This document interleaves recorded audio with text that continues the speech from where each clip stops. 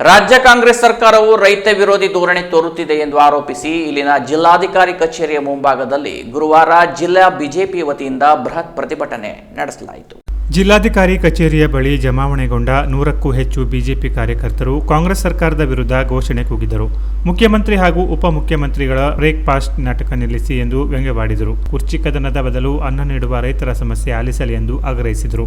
ರಾಜ್ಯ ಬಿಜೆಪಿಯ ಉಪಾಧ್ಯಕ್ಷೆ ರೂಪಾಲಿ ನಾಯ್ಕ್ ಮಾತನಾಡಿ, ಕಾಂಗ್ರೆಸ್ ಸರ್ಕಾರದಲ್ಲಿ ಇರುವ ಜನಪ್ರತಿನಿಧಿಗಳು ತಮ್ಮ ಕುರ್ಚಿ ಬಲಪಡಿಸಿಕೊಳ್ಳಲು ರೈತರಿಗೆ ಅನ್ಯಾಯ ಮಾಡುತ್ತಿದ್ದಾರೆ. ಹಿಂದಿನ ಸರ್ಕಾರದ ಮುಖ್ಯಮಂತ್ರಿಗಳಾಗಿದ್ದ ಬಿಎಸ್ ಯಡಿಯೂರಪ್ಪ ಹಾಗೂ ಬಸವರಾಜ ಬೊಮ್ಮಾಯಿ ಅವರು ತಂದ ವಿದ್ಯಾನಿಧಿ ಹಾಗೂ ಕಿಸಾನ್ ಸಮ್ಮಾನ್ ಯೋಜನೆಯನ್ನು ಕಾಂಗ್ರೆಸ್ ಸರ್ಕಾರ ಬಂದ್ ಮಾಡಿದೆ.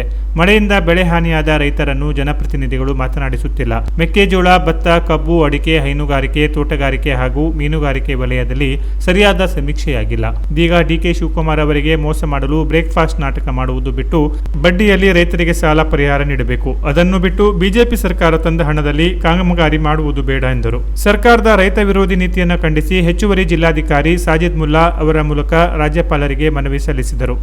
ಕಾಂಗ್ರೆಸ್ ಸರ್ಕಾರಕ್ಕೆ ರೈತ ವಿರೋಧಿ ಕಾಂಗ್ರೆಸ್ ಸರ್ಕಾರಕ್ಕೆ ತಲದಲ್ಲಿ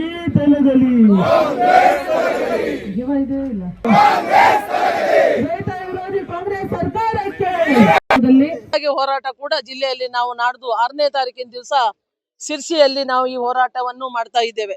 ಈ ಒಂದು ಭ್ರಷ್ಟ ಕಾಂಗ್ರೆಸ್ ಸರ್ಕಾರದಲ್ಲಿರುವಂತಹ ಸಚಿವರುಗಳು, ಮಾನ್ಯ ಮುಖ್ಯಮಂತ್ರಿಗಳು ಇರುವಂತ ಎಲ್ಲರೂ ಕೂಡ ಅವರವರ ಕುರ್ಚಿಗಳನ್ನು ಬಲಪಡಿಸಲಿಕ್ಕೆ ಈ ಒಂದು ರೈತರಿಗೆ ಅನ್ಯಾಯವನ್ನು ಏನ್ ಮಾಡ್ತಾ ಇದ್ದಾರೆ. ಆ ಅನ್ಯಾಯದ ಸಲುವಾಗಿ ಇವತ್ತು ನಾವೆಲ್ಲರೂ ಇಲ್ಲಿ ಹೋರಾಟವನ್ನು ಮಾಡ್ಲಿಕ್ಕೆ ಬಂದಿದ್ದೇವೆ.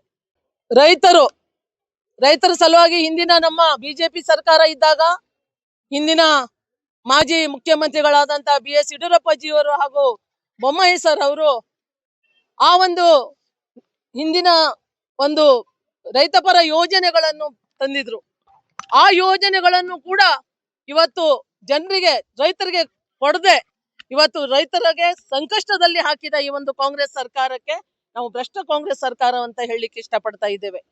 ರೈತರ ಮಕ್ಕಳಿಗೆ ಮಾನ್ಯ ಯಡಿಯೂರಪ್ಪಜಿಯವರು ಪಾಪ ರೈತರ ಮಕ್ಕಳು ಕಷ್ಟದಲ್ಲಿ ಇರ್ತಾರೆ. ರೈತರು ದೇಶದ ಬೆನ್ನೆಲುಬು.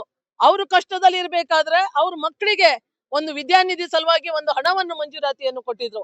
ಆ ಯೋಜನೆಯನ್ನು ತಂದಿದ್ರು. ಅದು ಸಹ ಇವತ್ತು ಕಾಂಗ್ರೆಸ್ ಸರ್ಕಾರ ಬಂದ್ ಮಾಡಿದೆ.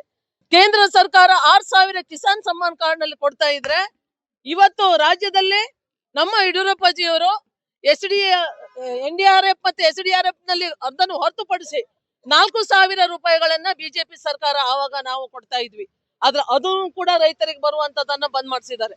ಇವತ್ತು ರೈತರ ಏನು ಈ ಒಂದು ಮಳೆ ಹಾನಿಯಿಂದ ರೈತರು ಕಂಗಾಲಾಗಿದ್ದಾರೆ. ಆ ಮಳೆ ಹಾನಿಯಿಂದ ಕಂಗಾಲಾದ ರೈತರಿಗೆ ಅಟ್ಲೀಸ್ಟ್ ಅವರು ಬಂದು ವಿಚಾರಿಸುವಂತ ಸೌಹಾರ್ದವನ್ನು ಕೂಡ ತೋರಿಸಲಿಲ್ಲ. ಜನರನ್ನು ವಿಚಾರಿಸೋದಿರ್ಲಿ, ಆ ಅಧಿಕಾರಿಗಳು ಕೂಡ ಅಲ್ಲಿ ಮುಟ್ಟಿ ಆ ಜನರ ನ್ಯಾಯವನ್ನು ಕೇಳಲಿಕ್ಕೆ ಯಾರು ಕೂಡ ಅಲ್ಲಿ ಆ ಊರಿನ ಜಿಲ್ಲಾ ಉಸ್ತುವಾರಿ ಸಚಿವರಾಗ್ಲಿ, ಅಲ್ಲಿ MLAಗಳಾಗ್ಲಿ, ಇಲ್ಲಿ ಇರುವಂತ ಮಿನಿಸ್ಟರ್ಗಳಾಗ್ಲಿ, ಕೇವಲ CM ಅವರು ಕೂಡ ಆ ಮಾತಿಗೆ ಯಾರು ಕೂಡ ಅವರನ್ನ ನೋಡ್ತಾ ಇಲ್ಲ.